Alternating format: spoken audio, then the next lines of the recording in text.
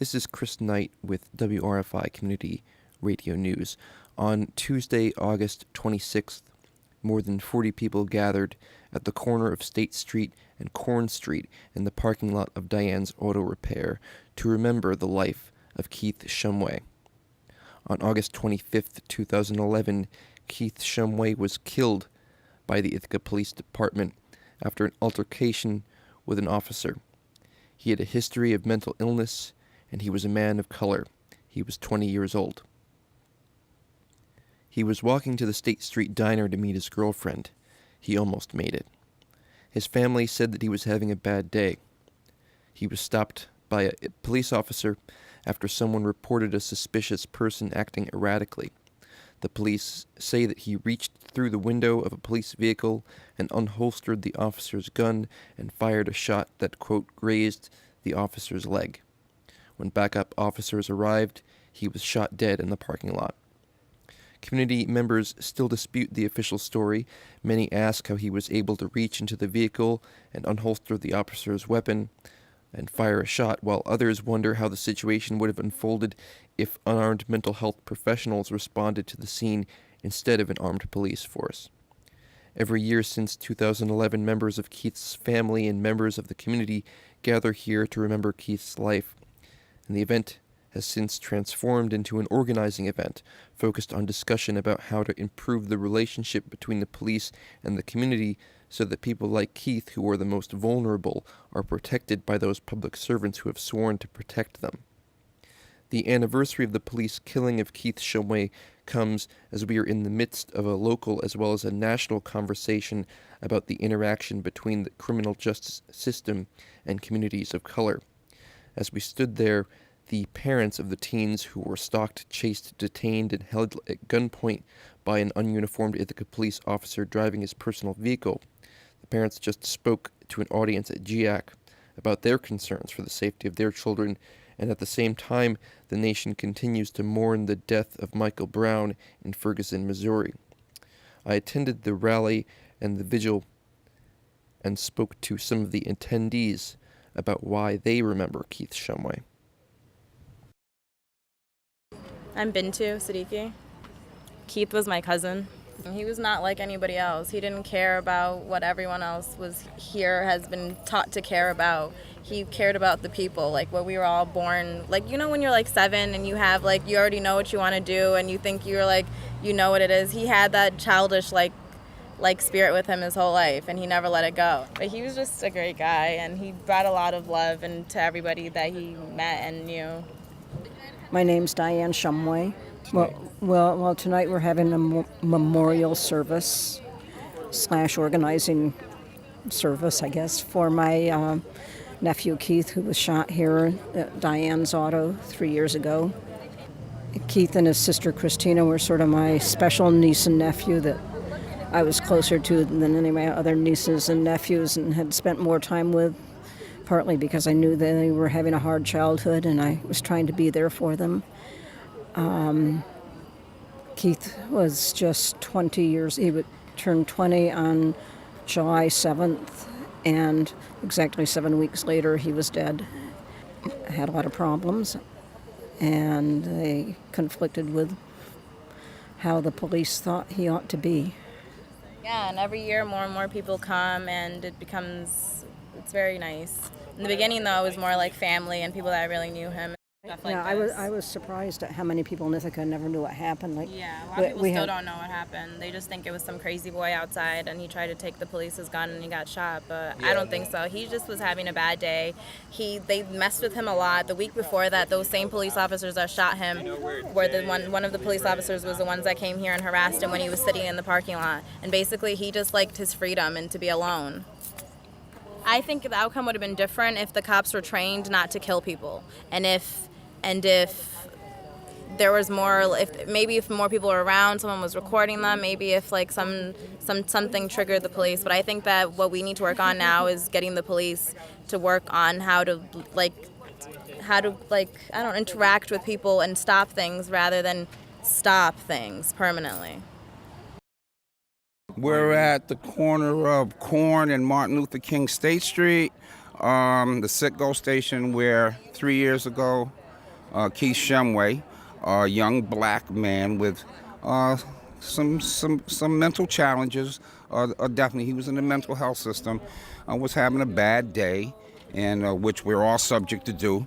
But this, when he encountered the police, and he was having problems. He tried to be admitted. He went to try to get admitted into a mental health facility, and they told him, I think, to come back in 30 days. Keith was, as I understand, in this parking lot. An officer went to approach him. He slapped the officer's either front hood or the back hood of his vehicle. When that happened, the officer got out. There's different accounts, naturally. The police say that he had taken his gun from out of the police's holster and was brandishing it, which is kind of, I don't know, that can mean a lot of things. You know, it can mean holding it up in the air, it can mean pointing it at someone. But anyway, they came, he was observed holding a gun, and they shot him a number of times. And they say that he fired a bullet that grazed one of the officer's legs. That was in their account. Yeah. And as I understand, if that happened, and there were other parts of it too, of that the officer told, he had his hands in his pockets. The officer told him to take them out. He didn't. The officer came and snatched his hands out of his pocket. And I believe, according to the story I heard, that's when he reached for the gun and it went off in his holster. Okay. So, but you know, and the overriding fact is that it feels like he was dealt with like a situation that had to be adjudicated or settled somehow, not like a human. I know that they knew he had problems. They have tasers, they have bean bags. They went right to extreme lethal force. And I would love it if they would have had cameras on the police, which they're asking for now. That would alleviate a lot of different narratives about what exactly had happened. Most times it's the official account that people remember and repeat. Yeah. When the police are in these neighborhoods, certain poor or marginalized neighborhoods, they have a different lens. They view things differently. It's usually confrontational. For some reason, and it's true, the people in these neighborhoods do have a chip on their shoulder against the police, and it's not a proactive thing. It's reactive from being treated a certain way over hundreds of years. You start to understand that when you see a police officer, usually you're going to be involved in a certain dynamic that doesn't work out well for you.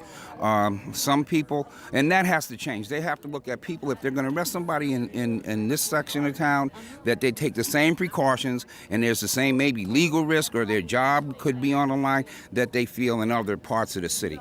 If they go up there and they handle people in Cornell or Cayuga Heights or Fall River, and the way they handle things here, they would have problems from that community, from substantial people that would, it doesn't happen. You don't see this kind of stuff. You don't see people in Cayuga Heights having vigils or Cornell having vigils. This all happens here. And it's not the first one. There was Sean Greenwood, then there was Keith Shumway, then Takia Harris and Corey Henderson. 4 black kids in 4 years, and I don't want white kids to be brutalized either, but it feels like they think they have free reign around here, very little risk. Do you think the recent proposals by Mayor Svante to put body cameras on the police officers, among other things, will I would hope so, because most times when cameras are placed on a policeman, the numbers show that the complaints go down. All of a sudden, the behavior becomes more civil because they know they have instant accountability. I wanted to read Philip Price's post today on Facebook. Philip was one of the original members of the Sean Greenwood Working Group and a good friend, lived next door to Keith when he got shot.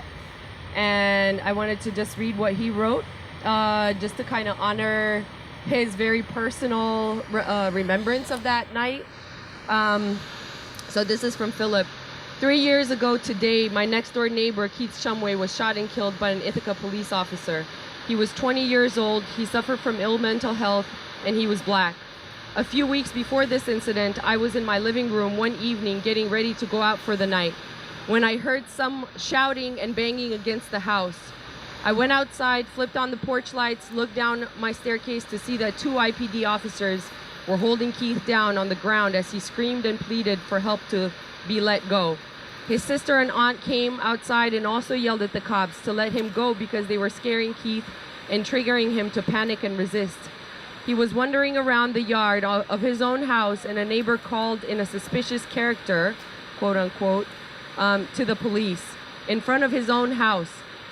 EMS paramedics arrived and were able to convince the cops to stop roughing him up so much and intervene to help calm Keith down and resolve the issue. There was no issue. Cops are so reactionary and plainly all dressed up with nowhere to go more often than not. 3 weeks later, I'm in my living room again, getting ready to go out, and suddenly, shots go off. Sirens are ringing, engines start roaring down past my block. I walk down to the corner, and unbeknownst to me yet, Keith's body lay in the middle of the parking lot of a gas station, where we're standing right now. They killed him. I don't believe the police report, naturally. It's completely full of shit. It always is, but this is reality. I didn't get to know Keith that well, but we were neighbors, and thus we were neighborly. We knew each other. I got to know his family more so after the fact and talked to them whenever I passed by. His dad, Keith Sr., was as heartbroken as you could imagine. I mean, just wrecked beyond belief. And when cops would come into the neighborhood to see to other business, they would so ignorantly park right in front of their house, too. I've never felt so much rage. Just thought I shared this today, as incidentally, many are also observing Mike Brown's funeral service in Missouri today. This is a real thing, maybe not for you personally, but for someone you know somewhere. It's real, that's all. Part of the reason we hold this space is because we believe that it is a small gesture, a really small gesture, to just say to everyone, and most of all to each other, that we're not going to allow this to go by unnoticed as if it's business as usual. Now, some people might sort of be skeptical and say this happens all the time. And what I would like to say is that we hold this space precisely because we refuse to accept that this should be normality. We refuse to accept that black people should be killed with impunity by Ithaca police officers or police officers anywhere across the nation, that people of color should disproportionately suffer from that people with mental illness should not be treated with respect, that instead of having preventative measures that de-escalate situations, that more often than not, police escalate situations and are often purveyors of violence and are actually trained to kill as opposed to disable or de-escalate, right? We got to start doing something. I don't want people coming up to me telling me about, oh, we can do this and we can do that. This is how we're going to solve the problem, and nothing ever happens. We all need to get involved. Did you know that the mayor has an 8-point plan for police? He wants to build a police station up on the west end of Ithaca. Have police wear cameras. I don't know if that's good or bad, but I'm just saying, ain't nothing good about when they start using these militaristic tactics. We need to get rid of SWAT. We don't need a SWAT truck here. But folks need to come out and speak up. If you don't speak up and say nothing, ain't nothing gonna change. We gotta be more proactive. I want to interrupt the culture that kills. And as Aislinn said, racism kills. The police have lethal force. On behalf of who? With what authority? The night that Keith was killed, I was walking home, and my friend Amelia said, Claire, something happened at the Citgo. I said, should we go? Yes, we should go.